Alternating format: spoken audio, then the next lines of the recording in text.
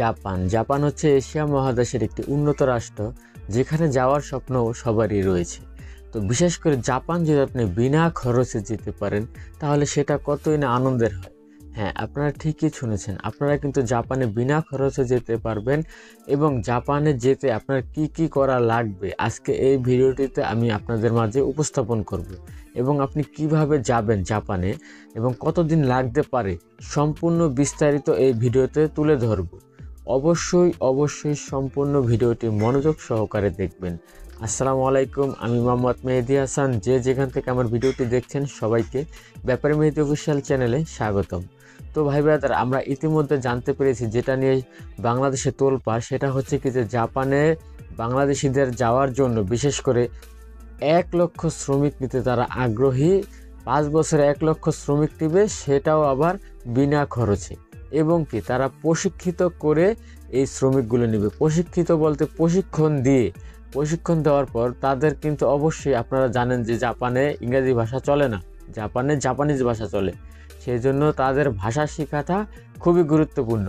এবং আপনার তাদের দেশে যাওয়ার ক্ষেত্রে সর্বপ্রথম যে রুলস, সেটা হচ্ছে কি আপনাকে ভাষা কোর্সের উপরে N5 N4 এগুলো কমপ্লিট করতে হবে। মানে ভাষা লেভেল, যেরকম বিভিন্ন দেশে A লেভেল B লেভেল এরকম থাকে না, তো তাদেরও ভাষা লেভেল রয়েছে।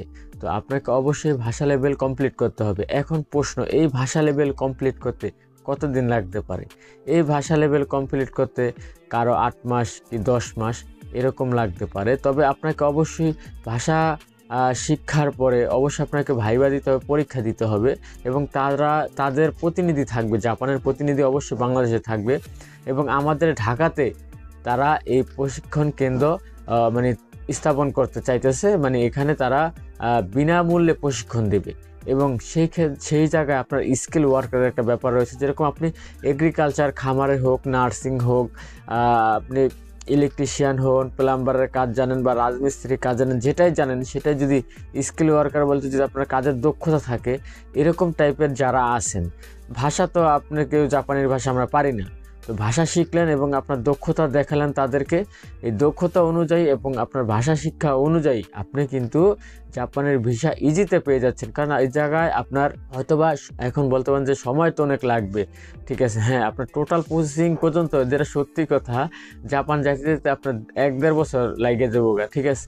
কিন্তু আপনি জাপান যেতে পারবেন যদি আপনি ভাষাটা কমপ্লিট করতে পারেন। সেই জায়গায় আপনি মাগনা, সোজা কথা আমার, যে জায়গায় আপনি ফ্রি যাইতেছেন জাপানের মতো রাষ্ট্রে টাকা হইলেও যাওয়া যায় না। ইউরোপ যাওয়া গেলেও জাপান যাওয়া যায় না। জাপান যাওয়াটা খুবই কষ্টকর একটা ব্যাপার। কারণ জাপান স্কিল ওয়ার্কার ব্যতীত, জাপানে মানে ভাষা কোর্স ব্যতীত কেউ কিন্তু জাপান যাইতে পারেনি বিগত দিনে। আর আরেকটা বিষয় হচ্ছে, জাপানে বর্তমানে বাংলাদেশি নাগরিক কীরকম রয়েছে। বাংলাদেশি কিন্তু এখনও 35,000 মানুষ জাপানে বসবাস করে, বাংলাদেশি সিটিজেন। তো যাই হোক, জাপান কিন্তু একটা লাইফ সেটেলের দেশ, যে দেশে আপনি অনায়াসে বাংলাদেশে 2-4 লক্ষ টাকা ইনকাম করা সম্ভব। জাপানের মতো দেশে, এশিয়ার মতো একটি দেশ, কিন্তু জাপান উন্নত দেশ, আমি আগেই বলেছি বিষয়টা। এবার সবচেয়ে গুরুত্বপূর্ণ যে বিষয়, সেটা হচ্ছে বয়সের বিষয়টা আপনার সর্বনিম্ন 18, সর্বোচ্চ 45, মানে 18 থেকে 45-এর ভিতরে আপনার বয়স থাকতে হবে। এবং তারপরে সেটা হচ্ছে আপনার আপনি শারীরিক গঠন এবং শারীরিকভাবে সুস্থ থাকতে হবে। আপনার একটা হাত নাই, পা নাই, ঠিক আছে, তারা তো আর ভাই কাজের বিষয়তে জাপান যেতে পারবেন না। মানে আপনার শারীরিকভাবে পারফেক্ট হতে হবে। তারপরে আরেকটা যেটা গুরুত্বপূর্ণ বিষয়, সেটা হচ্ছে মেডিকেলে আপনার যাতে কোনো সমস্যা ধরা না পড়ে। আপনার শারীরিক ভিতরগত যে সমস্যার ব্যাপারটা থাকে, জন্ডিস, HIV যে ব্যাপারগুলো থাকে, এইগুলো যাতে আপনার না থাকে। আপনার মেডিকেল রেজাল্ট যদি গুড আসে, তাহলে আপনি অবশ্যই জাপান যেতে পারবেন। এবং লাস্ট যে বিষয়টা, সেটা হচ্ছে কি আপনাকে অবশ্যই SSC পাস হতে হবে। তবে আপনি এই জাপানে যাওয়ার সুযোগটি পাচ্ছেন। আপনি একেবারেই লেখাপড়া করেন, আপনি মানে লেখাপড়ার সম্পর্কে কোনো ধারণা নেই, তাহলে ভাই জাপানি ভাষা শিখবেন না কীভাবে? তো এটা হচ্ছে লেখাপড়ার যোগ্যতার ব্যাপারটা। তো আশা করি আমি কি বলছি আপনারা বুঝতে পারছেন। জাপান যেতে কি লাগবে, কতখানি যোগ্যতা, বা ধাপ বাই ধাপ, বা কতটা সময় লাগবে, জাপানের ইনকাম, আশা করি সকল কিছু আমার একটা ভিডিওর মাধ্যমে বুঝে গেছেন। যদি আপনাদের মন চায় আমার চ্যানেলটা সাবস্ক্রাইব করিয়েন, ঠিক আছে। কারণ আমি প্রতিনিয়ত বৈদেশিক বিভিন্ন আপডেট আপনাদেরকে দিয়ে থাকি। আর আপনারা যারা জাপান যেতে আগ্রহী, জাপান যেতে ইচ্ছুক, তারা সরাসরি বাংলাদেশ প্রবাস কল্যাণ মন্ত্রণালয়ে যোগাযোগ করবেন।